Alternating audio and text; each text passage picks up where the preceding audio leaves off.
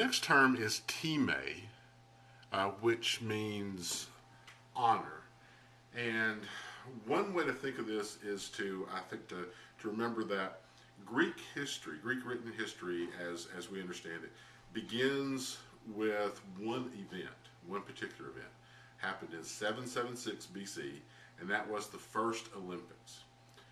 The Greeks measured their history in terms of Olympiads, in terms of spans of time between particular athletic competitions, not the reign of King so and so or the dynasty of Pharaoh such and such, but instead the Olympiad period that marked the time between the particular competitions. The Olympics is a good example of the concept of time, because the Olympics basically was a time when the Greeks theoretically put aside all of the political differences between the various city-states, put aside their wars, and got together for an athletic competition to see who was the best at particular activities. Start off with just a race, and then other things were added along the way until it became a pretty involved series of athletic events. And the whole notion was to see who was the best.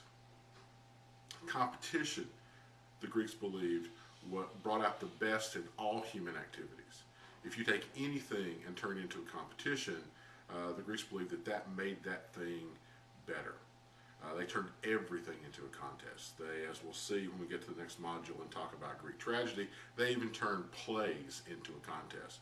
Way before the Oscars, way before the Tonys, the Greeks were into the whole notion that you would get better art, that you would get better plays for people to go see if you made the playwrights compete against one another.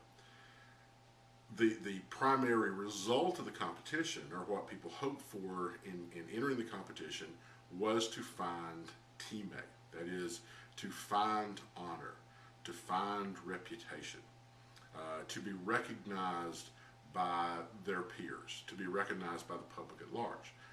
The Greeks were a very social culture, so the notion that we might have today of, well, yeah, let's say I'm a good guitar player, but I don't want to play in public, I just want to sit on my porch and play the guitar, and just be good at it and be pleased with myself in terms of my own accomplishments.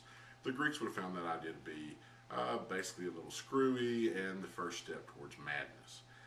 For them, everyone existed in connection with the other members of society, and the only way to know who's best at something, and the only way to know who to recognize who the best baker is, or who the best runner is, or who the best soldier, or who the best archer was, is to have a competition.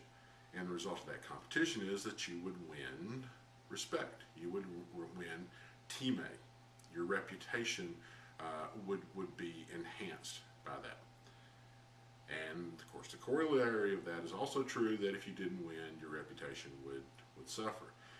Now, we tend to think of the word honor mostly in the sense of like a particular code, you know, that I have a code of honor that governs my behavior.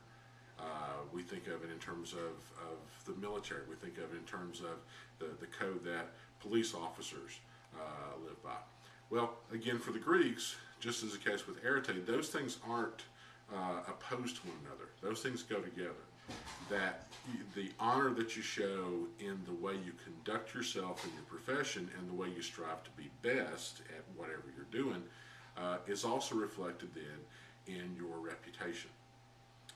It would have been impossible for someone to sit back and say, well, I'm the best guitar player, if you didn't go out in public and prove that and demonstrate that, and to have people recognize your particular talent in that area.